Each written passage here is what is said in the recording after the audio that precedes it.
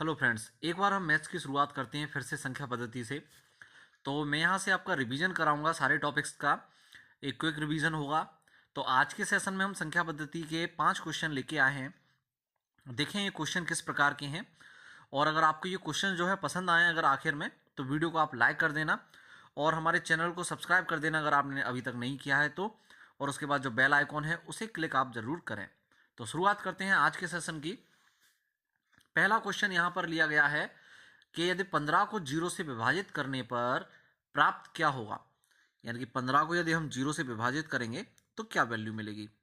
तो देखिए, अक्सर कई एक स्टूडेंट जो है इसका आंसर जो है वो 0 बताते हैं, लेकिन हम बता दें आपको कि यदि हम किसी भी संख्या में 0 का भाग देंगे, क्योंकि यहाँ बटे या का मतलब होता है डिवाइडेशन, यानी कि भाग लग रहा है। तो किसी भी संख्या में, यानी कि हम मान लेते हैं x, उसमें यदि हम 0 का भाग देते हैं तो हमको हमेशा वैल्यू क्या मिलेगी, अनंत। तो x का कोई भी मान हो सकता है, दशमलव में कोई भी पूर्णांक संख्या या कोई भी पूर्ण संख्या। तो किसी भी संख्या में यदि हम 0 का भाग देते हैं, यानी कि बटे में 0 होता है, तो हमको क्या आंसर मिलेगा, इन्फिनिटी। इसको इन्फिनिटी यानी कि अनंत। ठीक है ना दोस्त। तो ये कंसेप्ट जो है आप हमेशा याद रखिए। चलिए अगला क्वेश्चन देखें।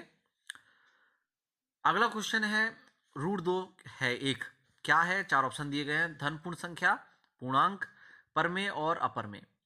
तो देखिए, अंडर रूट के अंदर यदि कोई ऐसी संख्या है जिसका पूर्ण वर्गमूल संभव नहीं है, क्योंकि 2 का वर्गमूल अगर आप निकालेंगे तो दशमलव में निकल के आएगा 1.414, लेकिन ये क्या मान आया, दशमलव में आया।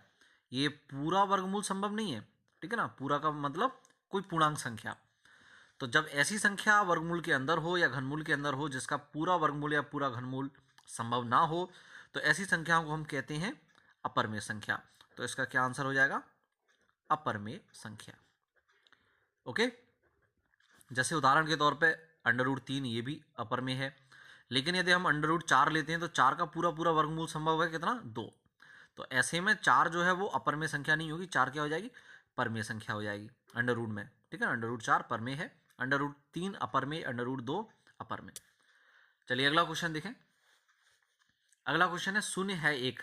क्या है, प्राकृत, पूर्णांक, धनात्मक पूर्णांक या ऋणात्मक पूर्णांक। तो देखिए, शून्य जो है धन पूर्णांक और ऋण पूर्णांक तो बिल्कुल है नहीं। अगर आपने हमारा एक वीडियो देखा है संख्या पद्धति का, जिसमें मैंने इन सभी चीज़ों के बारे में बताया है, तो मैंने बताया है कि पूर्णांक को हम 3 सेक्शन में डिवाइड करते हैं। धन पूर्णांक यानी कि 1 से लेकर अनंत तक पॉजिटिव में। ठीक है ना, 1 2 3 इस तरह से अनंत तक चलती जाएंगी, धन पूर्णांक हो गया।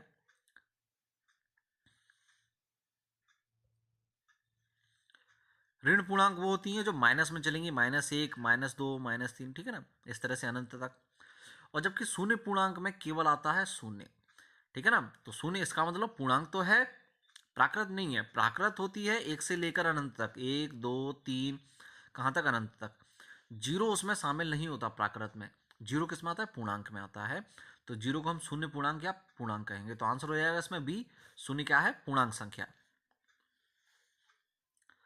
चलिए अगला क्वेश्चन है, यहाँ पर पहला प्राइम नंबर है। तो देखिए, प्राइम नंबर का मतलब होता है अभाज्य संख्या। तो अभाज्य संख्या क्या है, इन चारों में से जीरो दिया है आपको ऑप्शन में।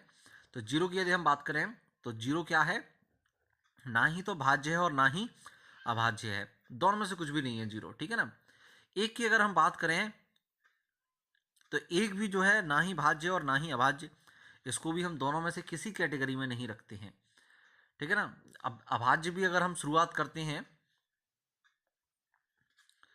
तो अभाज्य की शुरुआत हम 2 से करते हैं, कि पहली अभाज्य संख्या जो है हम 2 मानते हैं। तो पहला प्राइम नंबर जो सवाल में पूछा गया है वो आंसर हो जाएगा 2। ठीक है ना। इसके बाद अभाज्य में 3 आता है, तो 3 अभाज्य संख्या तो है लेकिन पहली नहीं है। तो आंसर यहां पर क्या होगा, 2। चलिए इसमें आज का आखिरी क्वेश्चन हम देखें कि 50 से कम सभी अभाज्य संख्याओं की संख्या कितनी है। 50 से कम अभाज्य संख्याएं पूछी हैं आपसे, तो इसके लिए कोई तरीका नहीं है, आपको अभाज्य संख्याएं काउंट करनी होंगी 50 तक।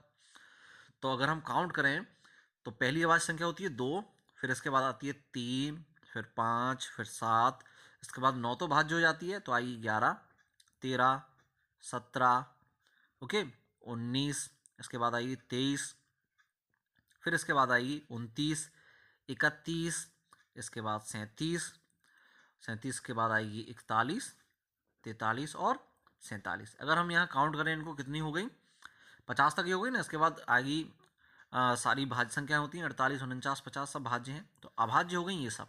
काउंट कर लीजिए कितनी है, 1 2 3 4 5 6 7 8 9 10 11 12 13 14 15। तो टोटल कितनी अभाज्य संख्याएं होंगी, 50 से कम 15। ये हो गया इसमें आंसर। तो बिल्कुल बेसिक क्वेश्चन थे। आज का ये सेशन जो है, नेक्स्ट एग्ज़ाम जो भी संविदा का मध्य प्रदेश में संविदा शिक्षक का एग्ज़ाम आने वाला है, उसके लिए ये सारे जो क्वेश्चन है वो काफ़ी इंपॉर्टेंट है। साथ ही साथ अदर एग्जाम्स के लिए भी ये मोस्ट इंपॉर्टेंट है। तो आगे हम समझेंगे नेक्स्ट वीडियो में।